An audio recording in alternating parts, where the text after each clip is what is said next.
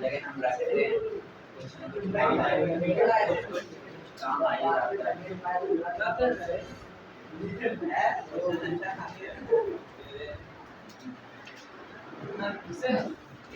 बस बुक वुक बंद कर दो, उतना ज़रूरत नहीं है। क्या हो गया पीछे का? सीधा स्टार्ट करेंगे टॉपिक से, और जितना जल्दी हो सके, जितना जल्दी दिन में ख़त्म हो सके ख़त्म करेंगे। निकालिए सब कॉपी पे, आगे बढ़े। अरे भाई साहब पूछ रहे हैं, जितना लोग सोचता है ना कि इतना इंटरेस्टिंग होगा और ये होगा, कुछ इंटरेस्टिंग नहीं होता है। खाली ऐसा लगता है कि इंटरेस्टिंग होगा। नॉर्मल जैसा हर चैप्टर पढ़ रहे हैं वैसे ही भी है, और कभी तो लगेगा कि बोरिंग भी हो गया, तो वैसा इंटरेस्टिंग सोचने का कोई फ़ायदा नहीं।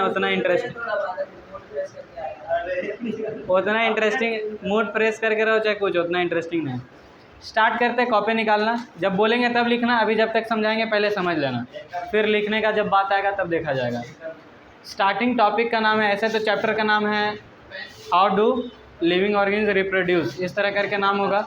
उसका शॉर्ट मतलब या सिंपल सा बात करते हैं रिप्रोडक्शन का। उस चैप्टर के अंदर पूरा वही होता है, रिप्रोड्यूस का तरीका। तो रिप्रोडक्शन जो है जब देखेंगे हम लोग, तो ये मेनली दो वर्ड से मिलके बना है। एक है हमारा री और दूसरा है प्रोडक्शन। और री का मतलब सबको पता होगा अगेन। री जहाँ पे आया मतलब दोबारा से, अगेन, और अगेन एंड अगेन बोल सकते हैं या फिर अगेन। और प्रोडक्शन का मतलब हो गया टू प्रोड्यूस।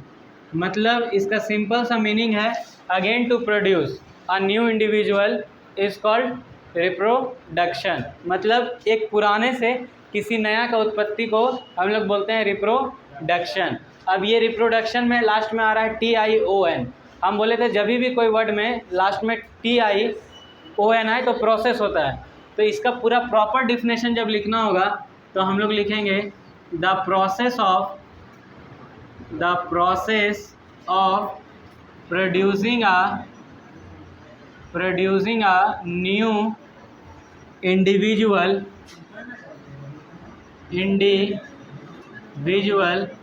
फ्रॉम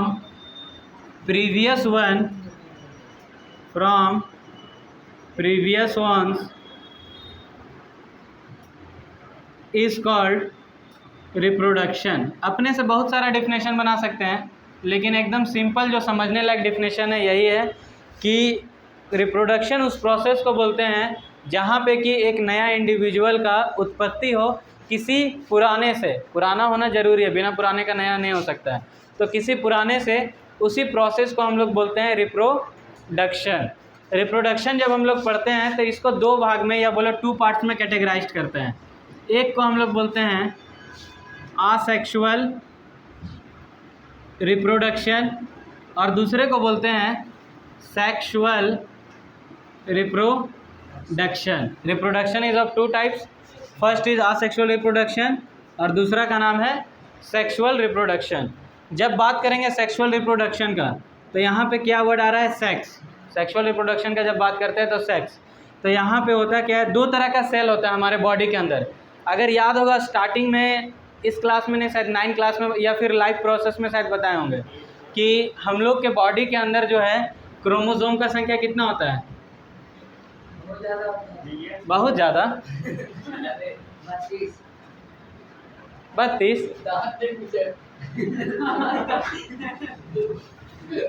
क्रोमोसोम का संख्या किसी को नहीं पता? 22। अभी भी गलत है, कम बोला है कि ज़्यादा बोला? बता दीजिए। एकदम करीबे बोला है। 23 भी नहीं। देखो पूछो मतलब बोलो। ये तो पता होना चाहिए 9 क्लास का है। इतना इजी चीज़ नहीं पता है तो बहुत दिक्कत है। क्रोमोसोम का संख्या हमारे बॉडी के अंदर होता है 23 पेयर। पेयर का मतलब जोड़ा। अगर नंबर बोल रहे हैं सिर्फ तो हम लोगों को बोलना था 46। अगर सिर्फ नंबर बोल रहे हैं तो 46, और अगर 23 बोल रहे हैं तो पेयर लिखना बहुत इंपॉर्टेंट है, नहीं तो गलत हो जाएगा। अब 23 जोड़ा है तो 23 जोड़ा में क्या होता है? 22 जोड़ा को हम लोग बोलते हैं ऑटोजोम। अरे कुछ बोलो। और एगो को बोलते हैं सेक्स क्रोमोसोम। नहीं,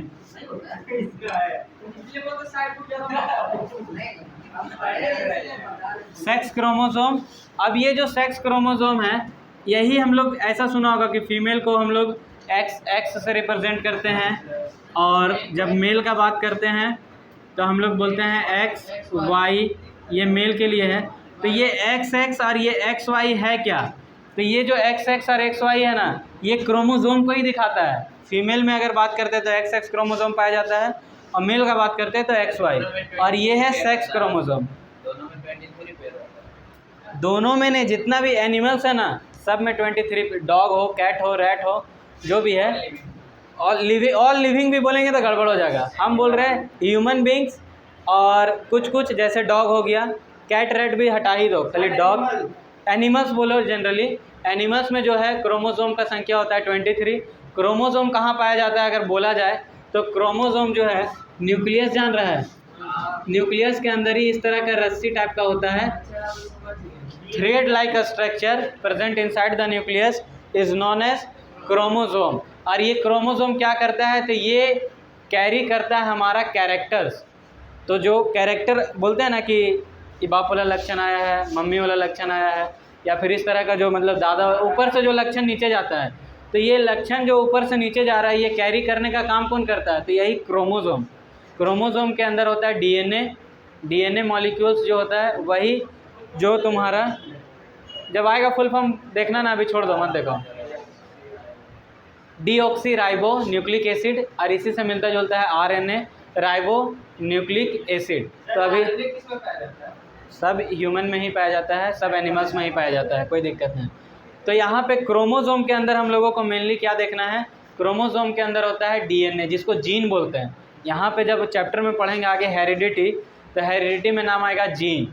जीन जो है वो कैरेक्टर्स है जो हम लोग रखते हैं अपने पास, कैरेक्टर्स, वो कैरेक्टर आगे ट्रांसफ़र होता है। अब ये नहीं कि हम बॉडी वॉडी बनाएं तो वो हमारा एक्वाइर्ड कैरेक्टर होता है। बॉडी हम चाहेंगे तो ज़रूरी नहीं है कि अगर मान लो किसी के फादर का उतना शरीर अच्छा नहीं है, बॉडी नहीं है, तो हम नहीं बना सकते हैं, वो तो अपने ऊपर है, जिम करके या जैसे भी। तो वो एक्वाइर्ड जो खुद से हम लोग गेन करते हैं। जैसे मान लो कोई पढ़ने में बहुत तेज़ है, ऐसा नहीं कि इसका पूर्वज बहुत तेज़ होगा या इसका ख़ानदान में सब तेज़ होगा तो हम तेज़ है। बहुत का देखना कि टीचरे का बेटा बेटी बहुत कमज़ोर रहता है, गौर करना कभी। तो इसलिए ऐसा ज़रूरी नहीं है कि ऊपर वाला तेज़ है तो नीचे वाला तेज़ होगा, ये हम लोग खुद से हासिल करते हैं। हाँ, जो भी है, तो ये हम लोग खुद से हासिल करते हैं, तो उसको बोलते हैं एक्वाइर्ड कैरेक्टर। और जो पहले से होता है उसको बोलते हैं इनहेरिट कैरेक्टर।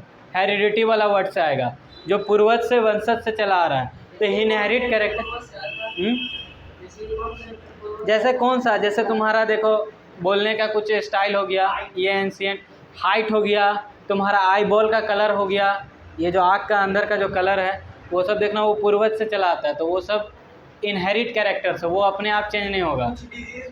कुछ डिजीज़ भी जैसे नाइट ब्लाइंडनेस, ये सब तुम्हारा इनहेरिट कैरेक्टर है। नहीं, चश्मा वाला कैटरेक्ट नहीं, नाइट ब्लाइंडनेस जो रात होते होते नहीं दिखने लगता। क्या चेहरा मिल रहा है? तो चेहरा मिल रहा है तो साफ सुथरा बोलते हैं कि देखने में एकदम बप्पे जैसा लगता है, बाप पे गया है, ऐसा बोलते हैं ना। तो वो तो चेहरा मिल जाना तो पूरा है, वो तो बात अलग है। तो यहाँ से हम लोगों को बस इतना जानना था, क्रोमोसोम कितना? 23 पेयर। 23 में 22 ऑटोसोम होता है। इस चैप्टर में जो पढ़ेंगे हम लोग वो सेक्स क्रोमोसोम, फीमेल के लिए बात करेंगे तो एक्स, मेल के लिए बात करेंगे तो XY। इसी सेक्स क्रोमोसोम को मदर के पास अलग डीएनए होता है, फादर के पास अलग डीएनए। हाँ, दोनों फिर मैच करता है, दोनों तो मैच करता है, मतलब दोनों का लक्षण आ जाए, किसी एक का लक्षण आ जाए। दोनों मैच करता है ना, तो दोनों का लक्षण आता है। ऐसे नहीं बोलते किसी एक का, लेकिन ज़्यादा हावी। जैसे मान लो कि हम दो चीज़ को मिक्स किए, लेकिन ऊपर से वो कुछ पहले वाला जैसा दिख रहा है, तो हम लोग बोल देते हैं कि पहले वाले के जैसा है, लेकिन आता दोनों का है। ऐसा नहीं कि खाली एक का ही पूरा आ जाएगा, 100% आएगा, तो दोनों का फादर पे चल जाता है, पूरा नहीं जा सकता है कोई भी। कोई अगर मदर पे गया है, कोई फादर पे, तो चेहरा देखने में मान लो उस तरह का लग रहा है, हो सके कोई अंदर का कैरेक्टर, जैसे मान लो चेहरा पापा के जैसा मिल रहा है, लेकिन अंदर का कुछ कैरेक्टर मम्मी का जैसा हो, तो ऐसा नहीं कि 100% एक ही का, मतलब एक का पूरा आ जाएगा, दोनों का मिक्स। यहाँ पे हम लोग जब आगे पढ़ेंगे ना, दो तरह का सेल डिवीजन होता है, एक बोलते हैं मिटोसिस, एक मियोसिस। तो यहाँ पे जब सब 9 क्लास का है ये सब, मिटोसिस और मियोसिस। तो यहाँ पे जो है मियोसिस होता है, मेरे ख्याल से एग्जैक्ट याद नहीं आ रहा है अभी। तो मियोसिस में क्या होता है कि आधा कैरेक्टर्स को ही दोनों एक्वायर करता है, आधा कैरेक्टर को, और जब दोनों कैरेक्टर को पूरा लेंगे तो उसको मिटोसिस बोलते थे। तो वो सब मतलब क्या बोलते हैं, बना हुआ है, ऐसा नहीं कि कोई एक के पे चल जाएगा, दोनों पे जाता है। तरीका अलग अलग है देखने का कि ऊपर से देख के हम बोल दिए ऐसा लग रहा है। हाँ सर, नेपाली लोग तो समझ नहीं होता। नेपाली का बात नहीं, हम बोल रहे हैं कैरेक्टर्स एक के अंदर, जैसे मान लो मेरे अंदर हो, तुम्हारे अंदर हो, किसी के अंदर हो, तो ऐसा नहीं कि एक जन का पूरा कैरेक्टर आ जाएगा, मिक्स कैरेक्टर, एक जन का हो सके ज़्यादा आ जाए, ये अलग बात है, लेकिन आएगा दोनों का। तो यहाँ पे तुम्हारा सेक्स क्रोमोसोम, यही सेक्स क्रोमोसोम को जब हम लोग सेक्सुअल रिप्रोडक्शन में पढ़ते हैं तो आगे बढ़ेंगे तो ये तो क्रोमोसोम में हम XY बोले, इसी को थोड़ा और डीप जाएंगे तो बोलेंगे सेक्स सेल। और सेल में जो है हमारा याद होगा मेल सेक्स सेल, जिसको हम लोग बोलते हैं मेल गैमेट, आगे ये सब नाम आएगा, अभी हम सिर्फ ओवरव्यू कर रहे हैं तो वहाँ पे बता रहे हैं मेल गैमेट। और मेल गैमेट में हमारा नाम होता है स्पर्म, अगर ह्यूमन बींग्स का बात कर रहे हैं। यही प्लांट में बात करेंगे तो वहाँ पे मेल गैमेट का नाम बदल जाएगा। हम थ्रू आउट एनिमल्स का लेके चल रहे हैं तो ऐसा बात कर रहे हैं, जब प्लांट्स का आएगा तो वो तो बताएंगे स्पेशली। बोलो स्पर्म, हाँ एकदम स्पर्म, एनिमल बोल तो रहे, बार बार एनिमल वर्ड यूज़ कर रहे हैं, स्पर्म। और अगर फीमेल गैमेट का बात करें तो उसको बोलते हैं ओवा या फिर ओवम। ओवम सिंगुलर है, ओवा प्लूरल है, और कोई अंतर नहीं है, तो ओवा या फिर ओवम। तो यही यहाँ पे हम बोल रहे हैं कि सेक्स सेल, जब सेक्सुअल रिप्रोडक्शन में देखेंगे तो यहाँ आएगा सेक्स सेल, और सेक्स सेल का मतलब है यही स्पर्म और ओवम। तो वैसा रिप्रोडक्शन जहाँ पे सेक्स सेल पार्टिसिपेट करेगा उसको बोलेंगे सेक्सुअल रिप्रोडक्शन। दोज रिप्रोडक्शन या फिर reproduction in which sex cell participate is known as sexual reproduction. और साथ ही साथ यहाँ पे कभी भी सेक्सुअल रिप्रोडक्शन का बात होगा तो 2 पेरेंट्स इन्वॉल्व होंगे, ठीक।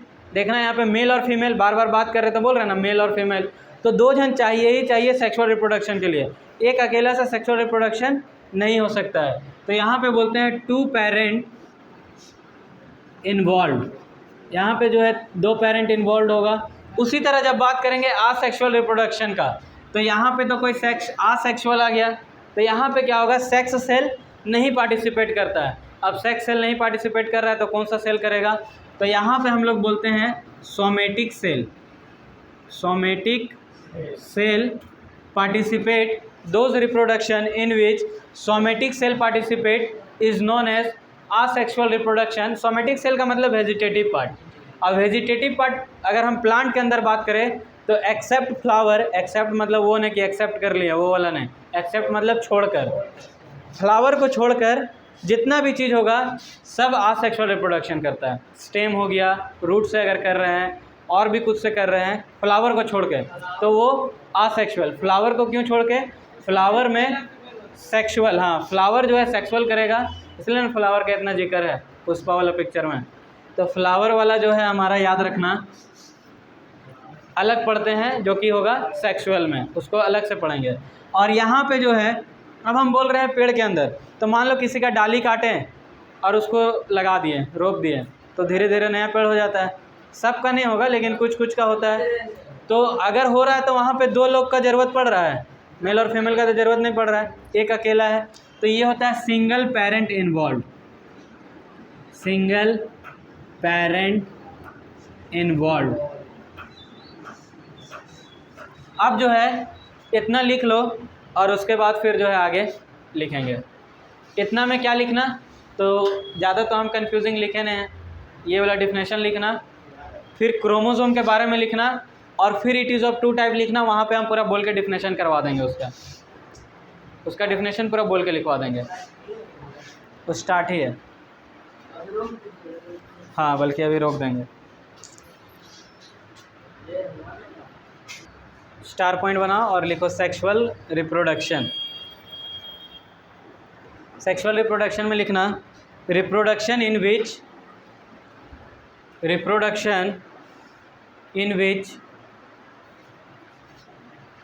Sex cell participate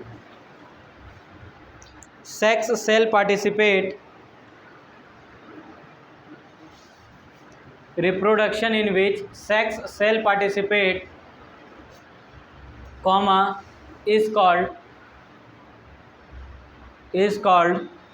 sexual reproduction, is called sexual reproduction। Star point बना के इसी के नीचे लिखना स्टार पॉइंट में इसी के नीचे लिखना इट इज़, या इट इज़ मत लिखो, in this two parent involve, in this two parent involve, are involve या सीधा इन्वॉल्व भी लिख सकते हैं, कोई दिक्कत नहीं है। अगर आर इन्वॉल्व लिखना है तो आर इन्वॉल्व लिख दो। अब अगला स्टार पॉइंट बनाओ और लिखो आसेक्सुअल रिप्रोडक्शन।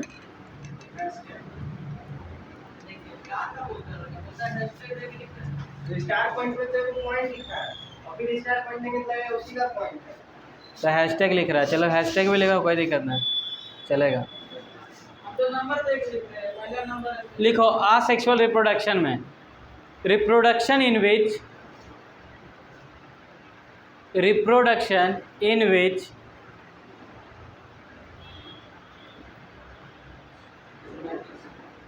सोमेटिक सेल, और ब्रैकेट में लिखना सोमेटिक सेल के वेजिटेटिव पार्ट, सोमेटिक सेल, अब ब्रैकेट में लिखना vegetative part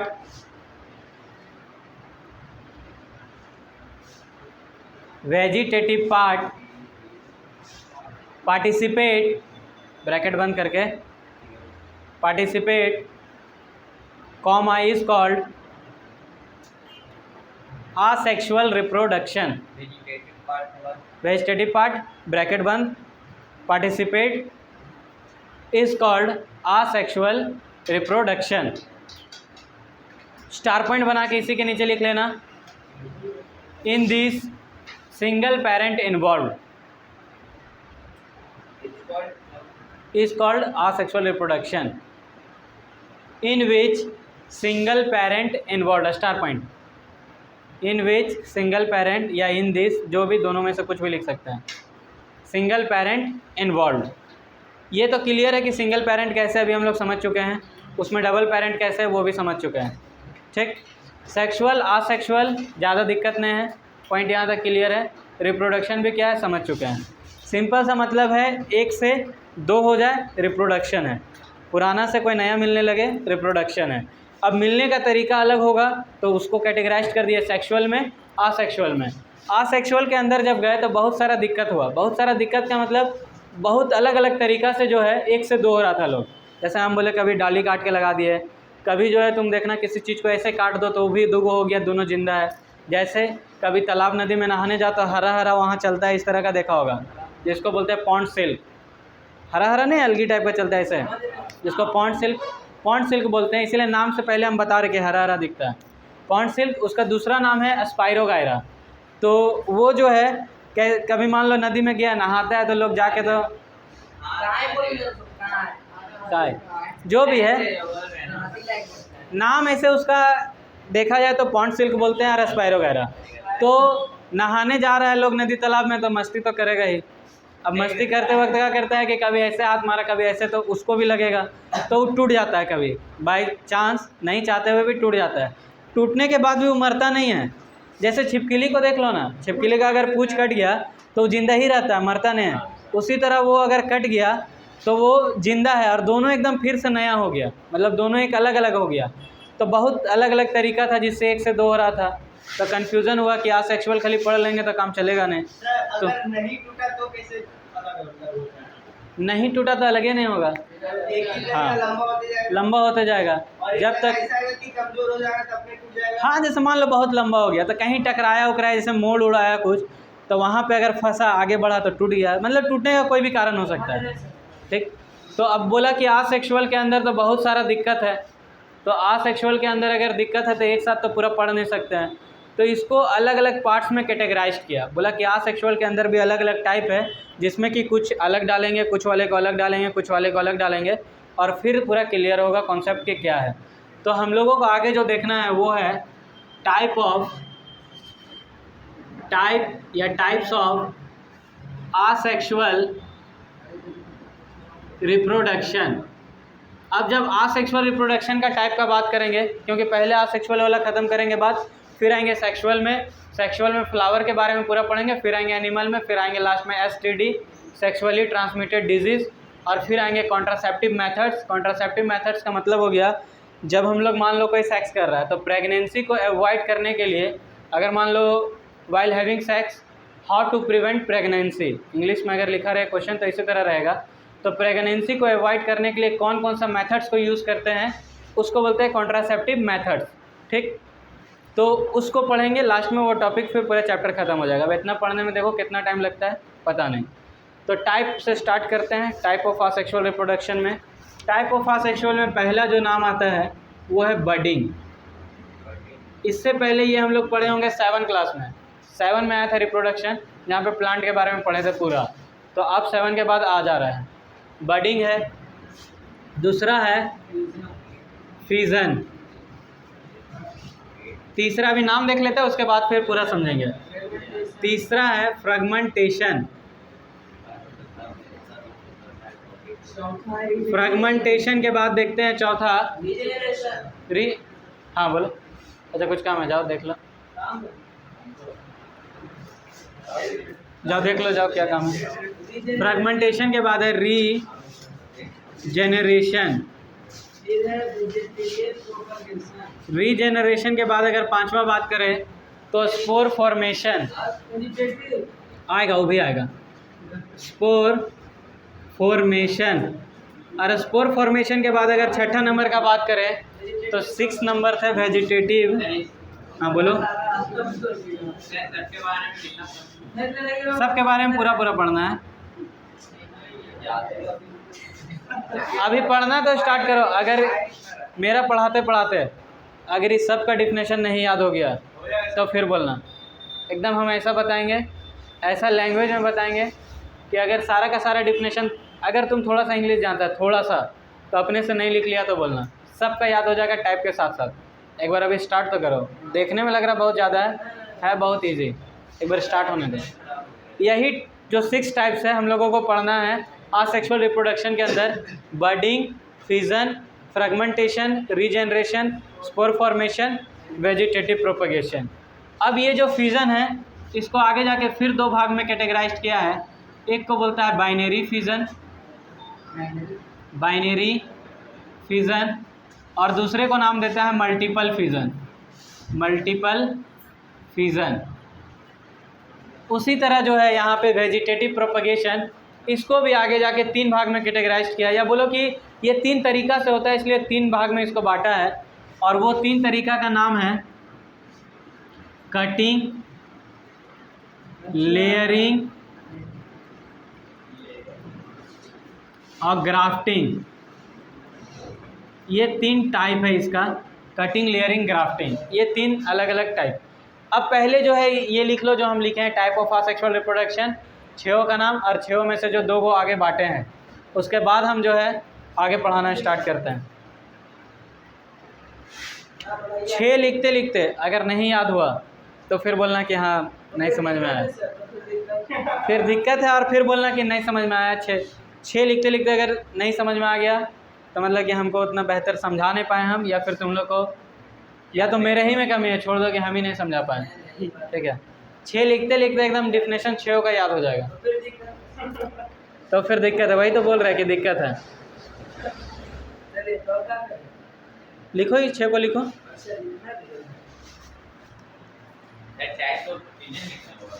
types of fission है तो उसको एरो दे के लिखो ना। अभी हम लोग आगे बढ़ेंगे, एक एक के बारे में बात करेंगे ना तो और अच्छा से लिखेंगे।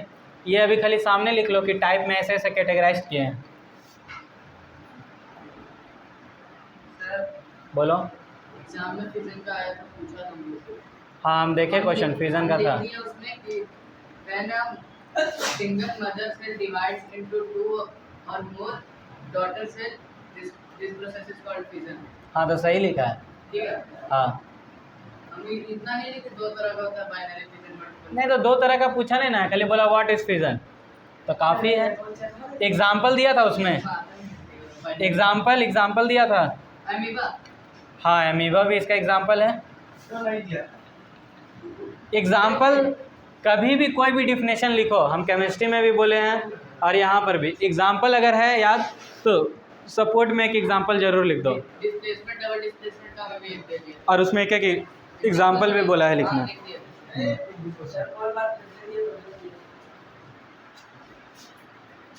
ये 6 का 6 हमको लिखना है एक ही साथ एक ही जगह पे, इसलिए हम इसको मिटाएंगे। स्टार्ट करें पहला नंबर से।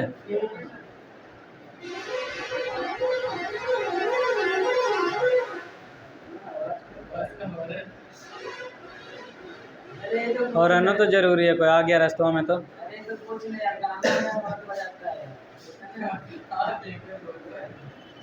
स्टार्ट करें।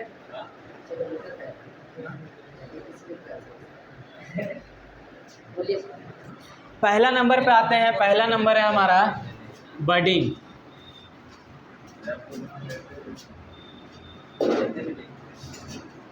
पहला नंबर हमारा है बडिंग। अब बडिंग को देखो डिफाइन कैसे कर रहे हैं, और धीरे धीरे सबको देखते जाएंगे, अब फिर देखेंगे याद हो रहा है कि नहीं। बडिंग में हम सबसे पहले बोले क्या, it is a type of asexual reproduction. हम लोग यहाँ तक पता है कि ये टाइप है आसेक्सुअल रिप्रोडक्शन का। हाँ, सब में ऐड होगा। तो it is a type of asexual reproduction. अब ये जो बड है, मतलब बडिंग वर्ड, इसमें पहला वर्ड क्या है, बड। अब बड का मतलब तो सबको पता होगा, फूल का कली जो छोटा सा होता है, फूल बनने से पहले जो कली छोटा सा रहता है। तो अगर हम बोलें कि ये एक टाइप है आसेक्सुअल रिप्रोडक्शन का, जिसमें कि एक छोटा सा बड एराइज होगा, बड मतलब तो सबको पता है कली, एक छोटा सा बड एराइज होगा, और वो बड मैच्योर होने के बाद उस मदर बॉडी सेल से अलग हो जाएगा और एक इंडिविजुअल के जैसा काम करने लगेगा। उसी रिप्रोडक्शन या उसी प्रोसेस को हम लोग बोलते हैं बडिंग। हिंदी में बोले, एक बार फिर से रिपीट कर रहे हैं, हम बोले ये एक टाइप है आसेक्सुअल रिप्रोडक्शन का, जिसमें बड वर्ड देख के तो याद आ जाएगा, बड बोलना है यहाँ पे, बडिंग बड आएगा वहाँ पे। तो ये एक टाइप है आसेक्सुअल रिप्रोडक्शन का, जिसमें कि मदर बॉडी सेल जो है उसमें एक बड एराइज होगा, और वो मैच्योर होने के बाद उससे अलग होकर अपना एक रूप ले लेगा, या फिर बोलो कि अपने आप सब काम करने लगेगा। उसी को हम लोग बोलेंगे बडिंग। कहीं से भी निकलेगा। अब देखो इसका इंग्लिश में डेफिनेशन क्या लिखेंगे। हम बोले it is a type of asexual reproduction. पहला लाइन एकदम कॉमन सबका, it is a type of asexual reproduction in which mother body cell, in mother body cell a bud is arise, and after maturation it detached and function individually is known as budding। फिर से एक बार repeat कर रहे हैं, it is a type of asexual reproduction in which a bud is arise in mother body cell, and after maturation, mature होने के बाद, and after maturation it detached and function individually। Full stop भी दे दो उसके आगे, नहीं तो is called, हाँ, डिटेच्ड का मतलब होता है टूट के अलग हो जाना, डिटैच अलग हो जाता है, और वो एक इंडिविजुअल के जैसा काम करने लगा, उसी को हम लोग बोल रहे हैं बडिंग। ठीक, एक बार फिर से इंग्लिश में हम रिपीट कर दे रहे हैं, it is a type of asexual reproduction, यहाँ तक कॉमन है, याद भी रहेगा। इन विच क्या हो रहा है वही बात लिखना है, in which a bud is arise in mother body cell and after maturation it detached and function individually. Arise का मतलब खिलना, आना, जैसे बताओ तो उसको बताएगा, सिनोनिम्स तब ना जानेंगे। चलो ठीक है, अब हम बोल रहे हैं बडिंग का डिफिनेशन, एक बार लिखो, लिखो ना, लिखते लिखते याद होगा। अभी एगो ना लिखे हैं, अभी एगो में तो थोड़ा टफ लगवे करेगा, जब 3-4 लिखने लगेंगे ना तब अपने आप लगेगा कि इजी है।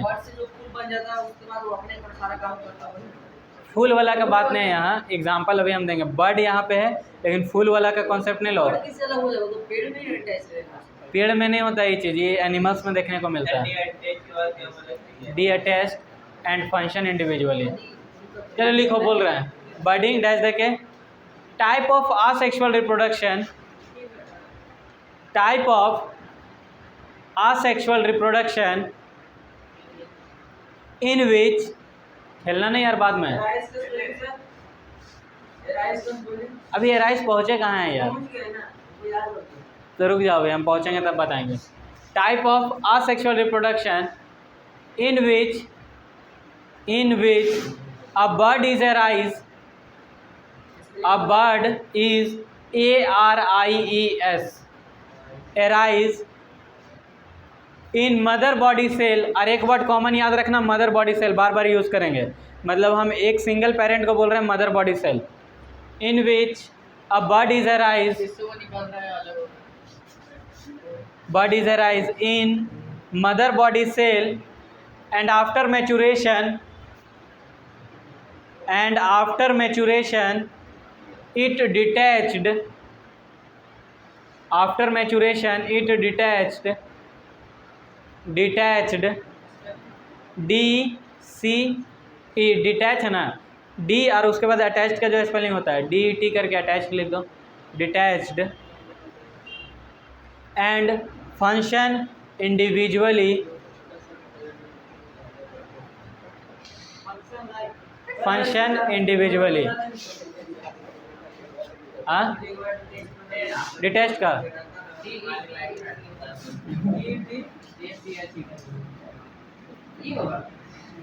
डिटैच्ड होना चाहिए ना, अटैच ATTACHED,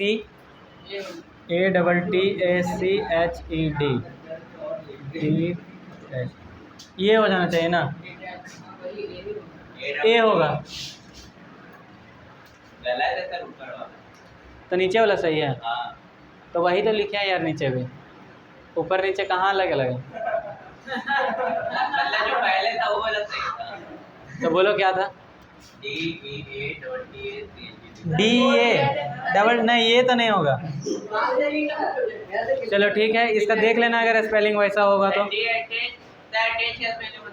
ATTACHED, तो डी अटैच में वैसा डी ऐड नहीं होता है, थोड़ा अलग स्पेलिंग होता है, एक बार देख लेना है इसका।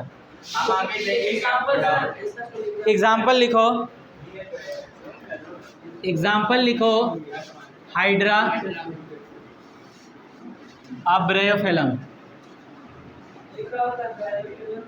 बताएंगे अभी सब बताएंगे।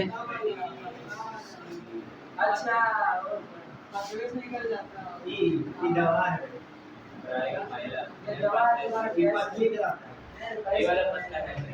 ये वाला पत्ता, हाँ। अब देखो हाइड्रा और ब्रेयोफिलम जो है इसका एग्जाम्पल है, ठीक। क्वेश्चन एग्जाम में कैसे आता है सो हम बता रहे हैं। पहले तो आ जाएगा व्हाट इज़ बडिंग, तो डिफाइन किए, एग्जाम्पल लिख दिए, कोई दिक्कत नहीं है। डेफिनेशन अब धीरे धीरे याद होना चाहिए, याद होगा। Type of asexual reproduction in which a bird is arise in mother body cell and after maturation it detached and function individually, इतना ही लिखना, फुल स्टॉप दे देना, इसकोल्ड उसकोल्ड कोई नहीं। अब उसके बाद इसका दूसरा क्वेश्चन आने का तरीका क्या है, सो बर्डिंग इन हाइड्रा, मतलब हमको फिगर बना के दिखाना होगा हाइड्रा में बर्डिंग कैसे हो रहा है, या फिर सो बर्डिंग इन ब्रेयोफिलम, ब्रेयोफिलम में बर्डिंग कैसे हो रहा है वो दिखाना होगा। तो मतलब हम लोगों को फिगर बना के स्टेजेस बताना होता है, ये इसका दूसरा पैटर्न है क्वेश्चन आने का। तो जहाँ एग्जाम्पल लिखे हैं, हो गया बातचीत, जहाँ एग्जाम्पल लिखे हैं उसके नीचे लिखना तुम्हारा किस तरह हाइड्रा में हो रहा है सो देखते हैं। तो सबसे पहले हाइड्रा का फिगर, तो हाइड्रा का फिगर कुछ इस तरीके का होता है, हाइड्रा, और दूसरा वर्ड है हाइड्रिला। हाइड्रिला जो है वो एनिमल होता है, ये हाइड्रिला जो है वो प्लांट होता है, हाइड्रा जो है वो एनिमल होता है। तो ये एक एनिमल है, ठीक। इसको बोलते हैं बेसल डिस्क, बेसल डिस्क, इसको बोलते हैं ओरल कैविटी। हाँ बोलो, हाँ कुछ कुछ, जैसे ये हाइड्रा उसका एग्जांपल हो गया। और इसको बोलते हैं टेंटिकल्स, टेंटिकल्स, इसको नाम देते हैं टेंटिकल्स, ठीक। ये तीन चीज़ है। अब उसके बाद जो है इसमें पूछता क्या है, ये तो हमारा हो गया पूरा प्रोसेस। अब इसमें हमसे पूछेगा क्या कि इसमें कैसे हो रहा है तुम्हारा आसेक्सुअल रिप्रोडक्शन, या फिर ये हाइड्रा के अंदर सिर्फ बडिंग वाला आसेक्सुअल नहीं होता, इसके अंदर रीजनरेशन जो यहाँ लिखे है ना, रीजनरेशन, वो भी देखने को मिलता है। तो एग्ज़ाम में पूछेगा कि हाइड्रा के अंदर बडिंग कैसे हो रहा है सो बताइए, तो बडिंग वाला बताएंगे।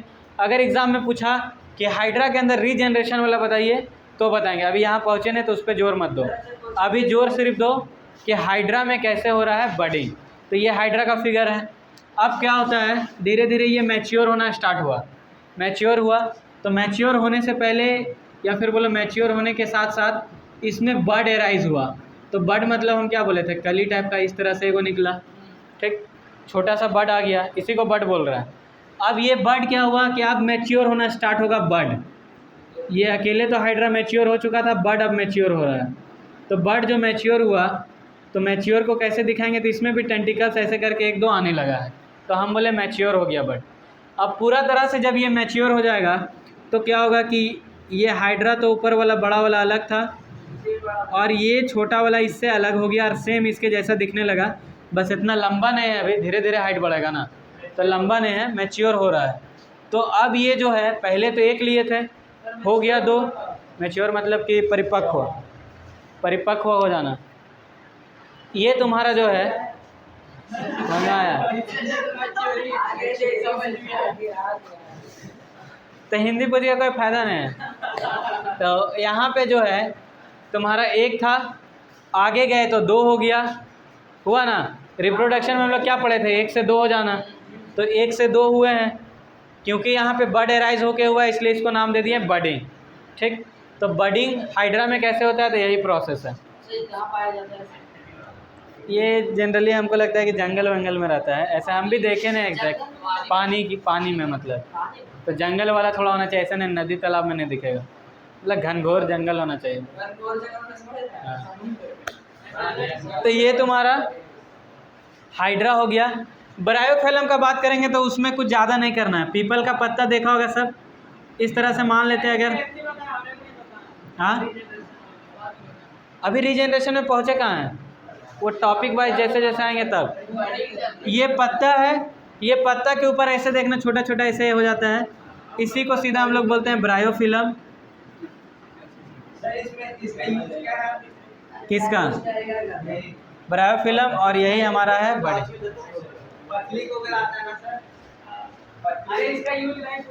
यूज नहीं पूछता है, मेडिकल में हमको नहीं आइडिया यार, आइडिया नहीं उसके बारे में, कैसे हम बोल रहे कि है, आइडिया नहीं है इसके बारे में।